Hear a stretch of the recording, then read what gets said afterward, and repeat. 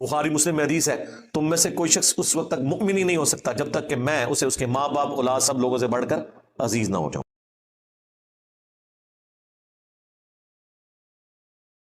میرے خیال ہے پاکستانی فوج کو پاکستان کی عوام کی فوج ہونا چاہیے، کسی سیاسی جماعت کی فوج نہیں ہونا چاہیے۔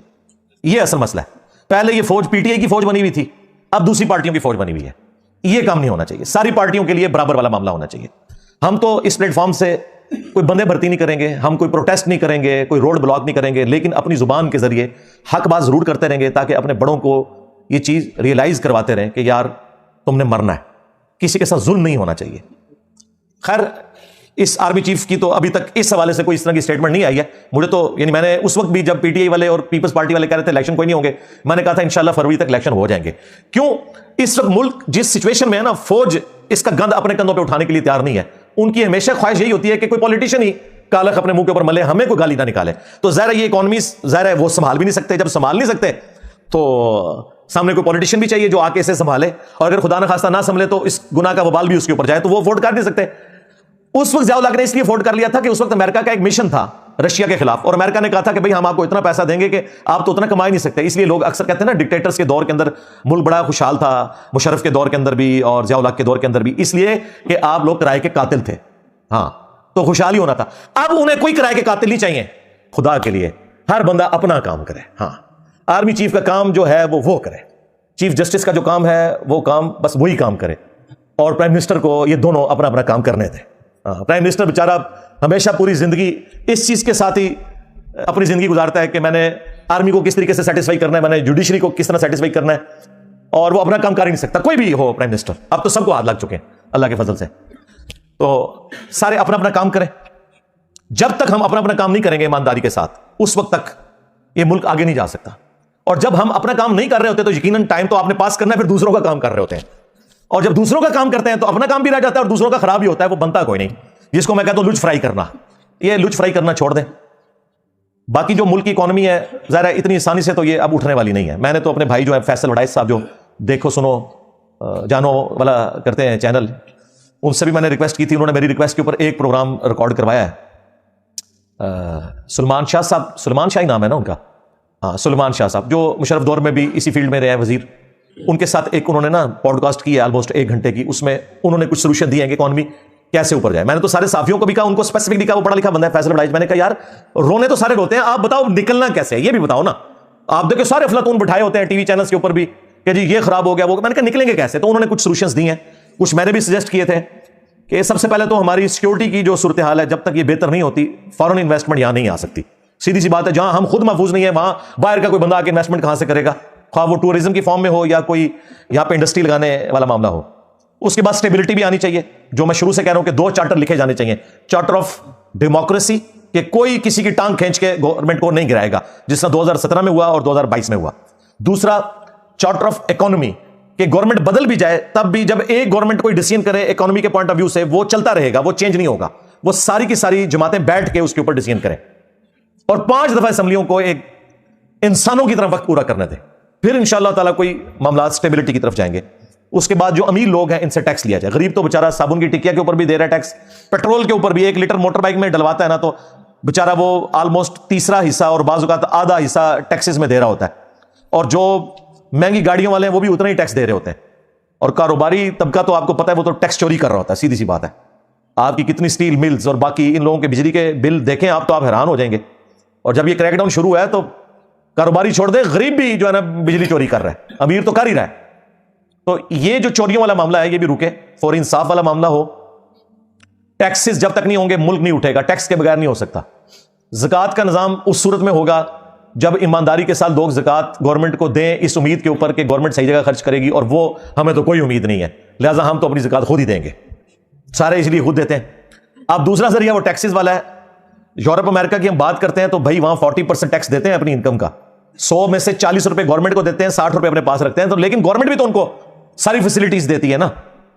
یہاں پہ ایسی صورتحال نہیں ہے۔ ایک صحت کارڈ شروع ہوا تھا وہ بھی آلموسٹ آخری سانسیں لے رہا ہے، ٹھیک ہے۔ بے نظیر انکم سپورٹ پروگرام جو ہے وہ ماشاءاللہ چل رہا ہے، تو کچھ چیزیں چل رہی ہیں لیکن زیادہ تر چیزیں تو اپنی موت خود مر جاتی ہیں۔ ابھی پچھلے دنوں میں خبروں میں دیکھ رہا تھا کہ پنڈی اسلام آباد کے 6 ہاسپٹلز کے پاس بجٹ ہی ختم ہو گیا، وہ جو غریب لوگ علاج کرواتے تھے وہ کہتے ہیں ہمارے پاس پیسے نہیں، کہاں سے؟ ظاہر ہے ملک کمائے گا تو خود بھی کھائے گا اور کسی کو کھلائے گا نا. تو ملک ہمارا کما تو کوئی نہیں رہا، یہ ادھار کے پیسے اٹھاتے ہیں، وہ خرچ کر دیتے ہیں. بھائی ادھار ہمیں اس لیے ملتا ہے کہ ہم آگے، سب سے زیادہ دنیا میں اگر کوئی مقروض ہے تو امریکہ ہے، اور ٹاپ پہ بھی اکانومی ہے تو امریکہ کی ہے. بھائی اگر وہ اٹھاتے ہیں نا قرضہ تو وہ اس کو انویسٹ کر کے اس میں سے جنریٹ بھی کرتے ہیں، ہم صرف لے کے کھاتے رہتے ہیں. جب ختم ہو جاتا ہے تو پھر ہم کسی سے اور ادھار مانگتے ہیں. تو کب تک کوئی ادھار ہمیں دے گا؟ ایک اصول کے اوپر کھڑے ہوں، پہلے مسلمان بنے پھر پاکستانی بنے، اور اس کے بعد آپ نے اسٹیبلشمنٹ کا اعلی کار بننا ہے، ان کا بنے، پی ٹی آئی کا یا نون لیگ کا یا پیپلز پارٹی کا اعلی کار بننا ہے، وہ بعد میں بنے. پہلے آپ اپنی جو کمٹمنٹ ہے نا وہ پوری کریں جو اللہ کے ساتھ ہے اور جو اس ملک کے ساتھ ہے، اس ملک کے آئین کے ساتھ ہے. یہ اپنی باقی جو ایفیلیشنز ہیں نا ان کو بعد میں لے کے آئیں. لیکن ہم لوگ جو ہے نا اپنے ذاتی مقاصد کو پہلے نمبر پہ رکھتے ہیں، باقی ساری چیزوں کو بعد میں لے کے آتے ہیں، اور پھر دیکھ لیں اب کیا اشر ہو رہا ہے. ساروں نے مزہ چکھ لیا ہے. ہاں قرآن پاک میں اللہ تعالیٰ نے واضح یہ فرمایا، وَلَا يَجْرِمَنَّكُمْ شَنَآنُ قَوْمٍ عَلَىٰ أَلَّا تَعْدِلُوا اعْدِلُوا هُوَ أَقْرَبُ لِلتَّقْوَىٰ. دیکھنا کسی قوم کی دشمنی تمہیں اس بات پہ نہ ابھارے کہ تم انصاف کا راستہ چھوڑ دو. انصاف کرو، یہی تقوی کے قریب ہے، یہی تقوی کی روش ہے. تو انصاف کریں، وہ آپ کا رائٹ ہے. اور اگر آپ انصاف نہیں کر سکتے، طاقتور سے آپ درگزر کا معاملہ کرتے ہیں، تو کمزوروں کے ساتھ زیادہ درگزر کا معاملہ کریں، ورنہ مر کے اللہ کے حضور تو پیش ہونا ہے. صحیح بخاری اور صحیح مسلم دونوں کے اندر حدیث موجود ہے. اللہ کے محبوب صلی اللہ علیہ وآلہ وسلم نے فرمایا، تم میں سے ہر شخص نگہبان ہے اور اس سے اس کی رعیت کے بارے میں پوچھا جائے گا. ایک حکمران اپنی رعایا کے اوپر نگہبان ہے، اس سے اس کے بارے میں پوچھا جائے گا. ایک خاوند اپنی بیوی اور بچوں کے اوپر نگہبان ہے، اس سے اس کے بارے میں پوچھا جائے گا. ایک بیوی اپنے خاوند کے مال اور اولاد کے اوپر نگہبان ہے، اس سے اس کے بارے میں پوچھا جائے گا. اور حکمرانوں کے بارے میں تو اتنی اسٹانشنگ حدیث ہے بخاری اور مسلم دونوں میں. نبی صلی اللہ علیہ وآلہ وسلم نے فرمایا، سب سے برا گڈریا اگر کوئی ہو سکتا ہے نا تو وہ ہے جو حکمران ہو اور انصاف نہ کرے. ایسا شخص جنت کی خوشبو بھی نہیں پائے گا جو حکمران تھا اور اس نے انصاف نہیں کیا. جنت میں جانا تو دور کی بات، خوشبو بھی نہیں پائے گا. اچھا یہاں پہ لوگوں کو شوق بڑا ہے شیروانی پہننے کا، ہاں جی، اسی طریقے سے وہ گونے پہننے کا جو ججوں نے پہنی ہوتی ہیں، اس طریقے سے یہ فوجیوں کے بیج لگوانے کا. لیکن پتہ نہیں کہ اس کے ساتھ ہمیشہ کی ناکامیاں یا کامیابیاں جڑی ہوئی ہیں. اگر انصاف کیا تو وہ بخاری مسلم میں حدیث ہے، 7 لوگوں کو اللہ کے عرش کا سایہ نصیب ہوگا قیامت کے دن. پہلا شخص وہ ہے جو عادل حکمران ہوگا، عدل کرنے والا. یہ جج جو ہے نا دنیا میں، یہ اللہ کی کرسی پہ بیٹھے ہوئے ہیں. اگر انصاف کریں گے سب سے پہلے یہ لوگ جنت میں جانے والے ہیں. اور اگر یہ ناانصافی کریں گے تو ان کو اللہ کے عذاب سے بچانے والا کوئی نہیں ہے. یعنی جو بھی ڈومیننٹ پوسٹ ہے، خواہ وہ جج ہوں، جرنیل ہوں، پرائم منسٹر ہوں، سب سے بڑھ کر تو پرائم منسٹر، چونکہ وہ عوامی نمائندہ ہے، وہ سب سے پہلے اکاؤنٹیبل ہے. اسی لیے تو دیکھیں سیدنا عمر نے خالد ابن ولید کو آرمی چیف کے عہدے سے اتار دیا تھا، کیونکہ وہ بعض اوقات امیر المومنین کی انسٹرکشنز کا انتظار کیے بغیر اگلی ایکٹیویٹی پرفارم کرتے تھے. حضرت عمر نے کہا کہ نہیں، جو بھی تم ایکٹیویٹی پرفارم کرتے ہو الٹیمیٹلی میں اللہ کے حضور پکڑا جاؤں گا. تمہاری کسی ایکٹیویٹی جو غلط بھی ہو جائے میں اللہ کو کیا جواب دوں گا. ان کا ڈیسیژن بالکل اپنی جگہ درست تھا. اور پھر انہوں نے یہ بھی کہا کہ دیکھو اب تو یہ شام کی سرزمین فتح ہو چکی ہے، اب ہمیں کوئی فوجی گورنر نہیں وہاں چاہیے. دیکھ لیں حضرت عمر بھی کتنے ڈیموکریٹک تھے، وہ کہتے تھے فوجی نہیں حکومت چلا سکتے. ہاں انہوں نے کہا ابو عبیدہ ابن جرح کو بھیجوں گا جس کی رسول اللہ کے ساتھ صحبت ہے، وہ سیاسی معاملات کو چلا سکتے ہیں، کیونکہ تم تلوار کی زبان سے بات کرو گے، تلوار سے آپ عوام کو نہیں قابو کر سکتے. اس کے لیے ڈاکٹرن کی ضرورت ہوتی ہے، سیاسی سمجھ بوجھ کی ضرورت ہوتی ہے. تو لوگوں کو تو پتہ ہی نہیں ہے کہ حضرت عمر نے کوئی جذباتی ڈیسیژن کیتا ہے. بالکل صحیح ڈیسیژن کیتا سی، بالکل صحیح ڈیسیژن کیا تھا انہوں نے. حضرت عمر اتنے سمجھدار تھے، انہوں نے پولیس کا محکمہ علیحدہ کر دیا. انہوں نے کہا جو فوجی بارڈروں پہ کافروں کے خلاف لڑ رہے ہیں نا وہ پولیس میں بھرتی نہیں ہوں گے، کیونکہ یہ تلوار کی زبان سے بات کرتے ہیں. پولیس میں وہ بندہ ہونا چاہیے جو عوامی آدمی ہو. ویسے اب ہماری پولیس کا بھی ڈنگ کافی حد تک نکل چکا ہے.